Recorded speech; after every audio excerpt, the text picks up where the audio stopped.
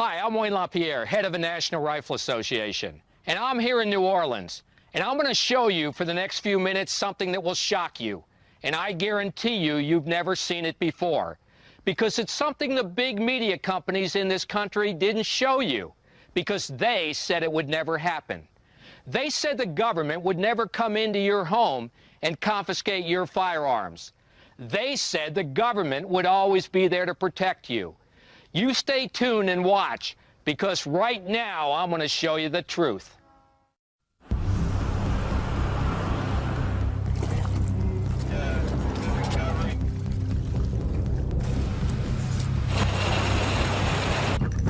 Police, open the door! They had AR-15s or M16s. They were pointing at us. They told us, put your hands up in the air. Let us see your hands. They're drawing down on me, and they let the looters run rampant for over a week? Are you kidding me? I really thought they were going to kill me. I really did. They didn't care what your rights were. They were going to deny them. You're letting the thugs get away with everything, and you're coming to honest, good citizens and taking away their protection, and it is wrong, wrong, wrong. But still, the order had been given for police and National Guard to go house to house, often with guns drawn, to evacuate residents and confiscate their firearms. No one will be able to be armed. We will take all weapons. It was a human drama with emotions and tensions running high.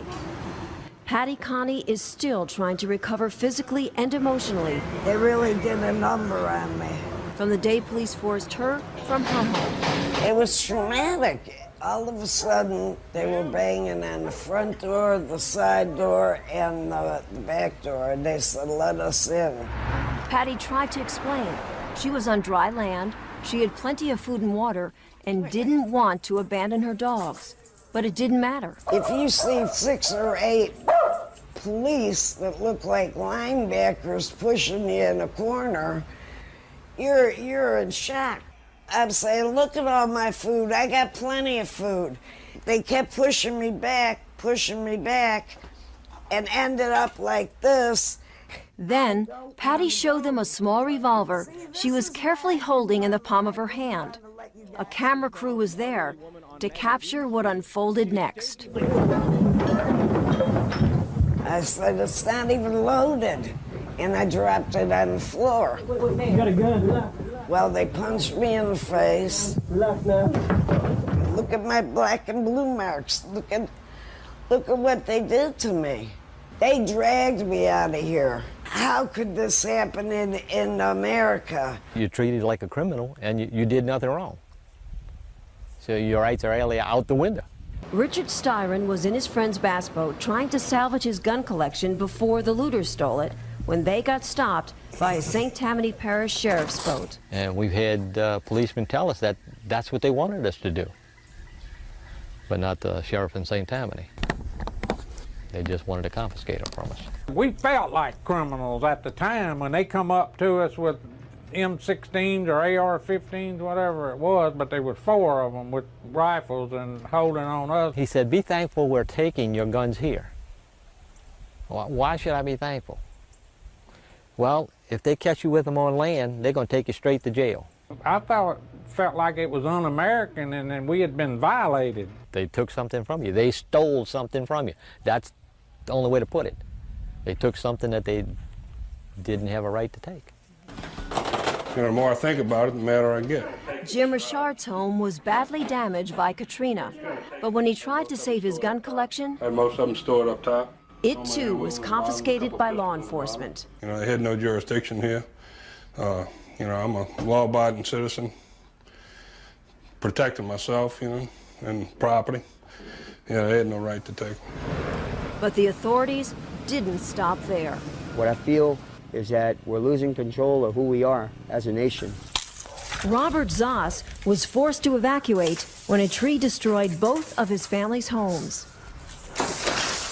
Loaded with dogs, kids, people. Then, as they were exiting through downtown, the unexpected happened. These cops came out of nowhere, said stop, and asked, do we have weapons in the car? And I So, yeah, I do. He said, get out the vehicle, had us all sit cross-legged in front while they searched the vehicle. But Robert couldn't believe what he watched police do next to his rifle and his friend's pearl-handled revolver. I saw them smash her gun given to her by grandmother, grandfather, just against the curb. The other things that they busted up, the .22 rifle they busted up, these were police officers that went too far. A breakdown in law and order. There was mayhem. New Orleans police did not have control of the city anymore. The safety net had snapped. Phone lines and cell towers were down. 911 wasn't answering the phone. Our police department wasn't answering the phone. You couldn't find a policeman. They had no police or military presence in this neighborhood whatsoever. It was just you and that constant feeling of hopelessness, of living in fear, knowing there was no easy way out. There was so much gunfire around here. At nighttime, you could smell it in your nose and taste it in your taste buds. The post-Katrina world turned right and wrong on its head. Looters ruled this city for over a week post-storm without fear of law enforcement. Your rights were just done away with. Buell Teal, a commercial crabber, was asked by emergency personnel to help find a safe water route for a barge carrying supplies to get into New Orleans. Then suddenly, a sheriff's boat with 5 officers on board, armed with automatic rifles, sped towards them. They didn't just have them pointed from their hip, they had them up at their shoulder and asked if we had any weapons on board. I told them yes, we had 2 weapons.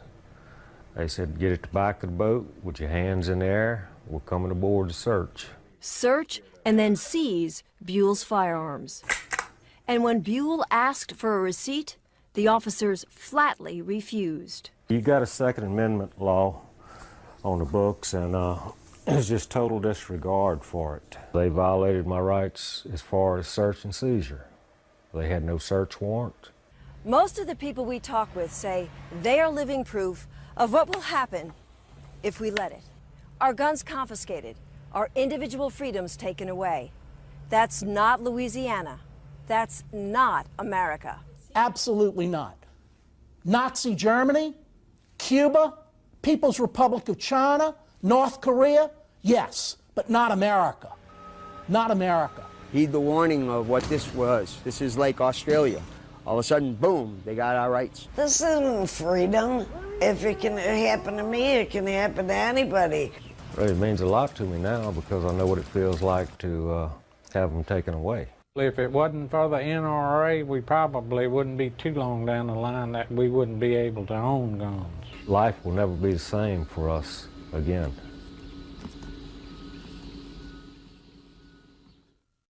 The city was jet black. Everybody was trying to protect themselves. I was thinking of my life and my son's life. I was a victim. My family was a victim.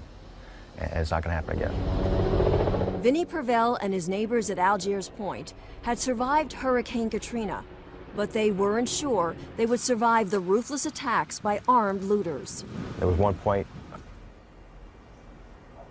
we became fearful for our lives. It was the day after the storm, and Vinnie was out checking on some neighbors' homes when 2 thugs clubbed him with a sledgehammer and carjacked his van. And then one of them stood over me with the maul and said, "Don't move, we want your truck." So the other one dug through my pocket, got the keys, got in the van and took off. There was a police car just a few feet behind them, but he wouldn't pursue it. Vinnie knew then they were in trouble. No police protection meant that the looters would keep coming back. And they did. 3 young men came through. There was gunfire, about 20 rounds fired right in front of me. My mom jumped on the floor. Gunfire that hit too close to home. So Vinnie pulled out an old shotgun that had been given to them. In fact, when we came home with it, we didn't like guns, so we put it in the back of a closet and just left it there and actually forgot about it. But not anymore. They used that shotgun and some firearms borrowed from neighbors who had left town to set up Fort Pelican, a watchtower on Vinnie's balcony, all to keep the thugs out. We sat here on this balcony at nighttime, slept on this balcony in the chairs, and you hear gunfire all over. When we didn't see a policeman, and we couldn't call 911 up. And until this occurrence here, I didn't realize what the necessity was for it. But now I do. Now I'm going to get me a gun. I'm going to learn how to use that gun. I'm going to protect my home.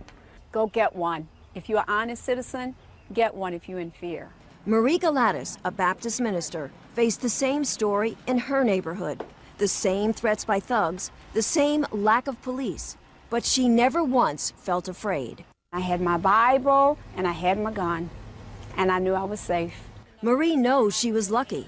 She was never forced to leave home and didn't have her firearm confiscated. It's going against my constitutional rights as a citizen. But Marie remembers how upset she got when the police department threatened to take her firearm. Yeah, no one will be able to be armed. We will take all weapons. So what you come and get my gun for?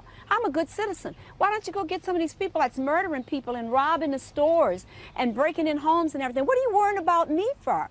I'm a widow. I'm 65. I'm here by myself. People are scared to death, and it's because of crime. Women come in who cried at the door saying, we need to buy some guns. We need to protect ourselves. I want people to remember.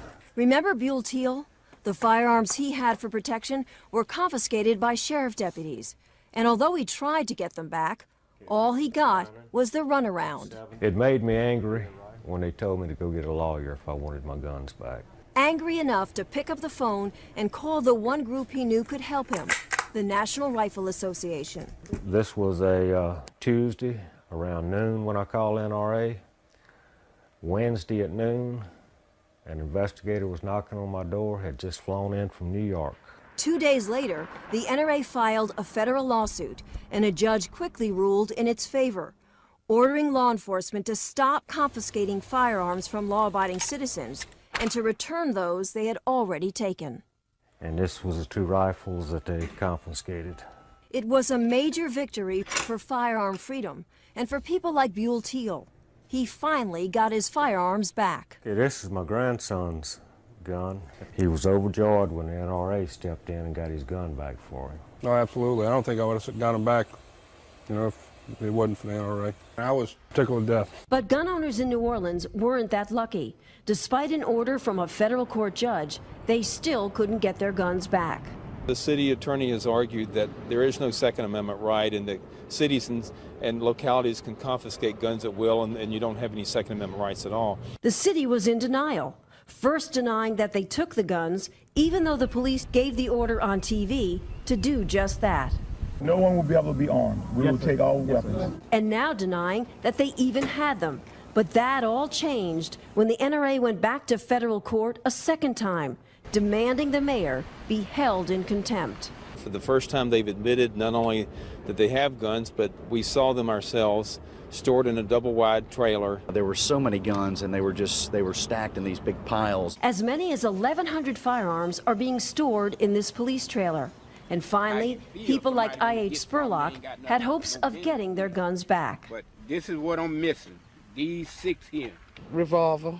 That's my personal gun. My 12-gauge shotgun that my father bought me when I was a 15-year-old. World War I German Mauser rifle. Firearms taken from most people's homes after they had already evacuated.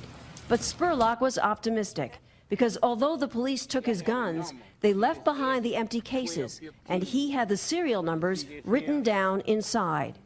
See how I got them number S1213. And that's the only thing gonna help me. But still, that wasn't enough. Spurlock walked away empty-handed. You getting no cooperation with them in there about your gun. I showed them these numbers that I have, and they refused to accept them. Let the people go in there and look. Well, we can't do that. What the hell we doing down here then? And Spurlock wasn't alone in his frustration. Oh, I have the receipt and everything here where I bought the gun. They say they don't have it. I have the serial number and everything. They left a note, obviously, when they were confiscating the guns that said, shotgun in custody of New Jersey State Police Department. I called them and they said they left the guns with NOPD. They can't find the gun. Doesn't seem fair to me. I mean, I'm a deer hunter. I'm not no criminal. Basically, my guns were stolen from me, and I really want them back. Faces of victims. Victims of a storm and victims of a system that wouldn't protect them or allow them to protect themselves. This should make y'all just as angry as it does me. That's why nearly 200 residents drove from miles around to this town hall meeting in New Orleans to make sure as Americans we never forget And the NRA was there to listen. The government you trusted to be honest lied to you. That's why we're here. We're here to hear your stories. And we're going to take them and we're going to relay them all over this country so that people can feel and taste what happened down here to make sure it never happens again. The bottom line is this. Once they did it, they set a precedent. And what we've got to be sure is that the precedent stops here. People told stories of being left defenseless while the thugs ran rampant. They took my guns. I'm unable to find them. In all honesty, yeah, I'm mad as hell. I'm not going to take it anymore. But this is never going to happen to me again. Stories of survival. I think I counted a total 19 bullet holes in my house. I had more windows broken from bullets than I had from the hurricane. And one woman's frightening memories of being attacked in a van while her family packed up their belongings. All of a sudden, it was like out of nowhere, there are these two big guys come up in front of the van and start beating on the hood and jeering at me. I get nervous just thinking about it. Each one comes to the side window, one on this side and one on this side, and they start beating on the windows. And so all I did was just pick up my gun and glare at them. You never saw two big guys run so fast. They were gone. And there were also confessions from victims who became new believers. I never owned a gun, didn't have a desire to own a gun. But we got our community involved. We have 30 of us that have signed up for a gun class. It was a religious experience for me, and I did witness the conversion of a couple of folks who had hated guns before. The Battle of New Orleans, reclaiming people's rights, restoring people's freedom, and a reminder to Americans that we must never forget. It doesn't sound like America at all. It doesn't, not the America I came up in. If you want to know what happens to your rights, remember New Orleans, because my rights were trampled on. Every time you purchase a firearm, every time you go to a range, every time you go to training, you must remember the NRA. You must remember your rights. New Orleans is going to be the battle cry, I hope, for all of the Second Amendment. Freedom's at stake, our rights are at stake. People don't believe it, it's happening here. You better watch your gun rights and fix them to go away. Join the NRA, stand up for your rights. If people should remember anything from this, it's like Charlton Heston said, from my cold, dead hands.